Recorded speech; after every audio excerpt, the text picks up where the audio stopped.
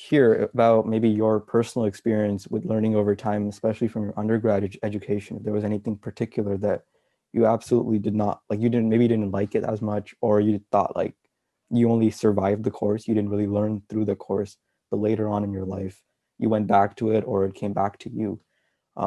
If there's any situation like that that you had.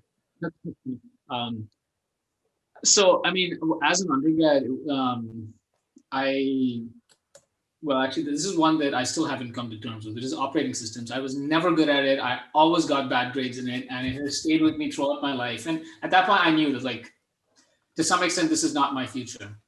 Um, but with a lot of like the math courses and the understanding, that has certainly changed. So interestingly, like the computational complexity course that I taught, I did that course as an undergrad.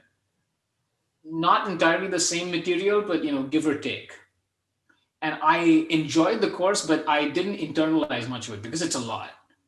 And it's so funny that now when I go back and look at it, like a lot of it makes much more sense, right? But it's since how long it's it takes time to sort of absorb all of these arguments and how they build off each other.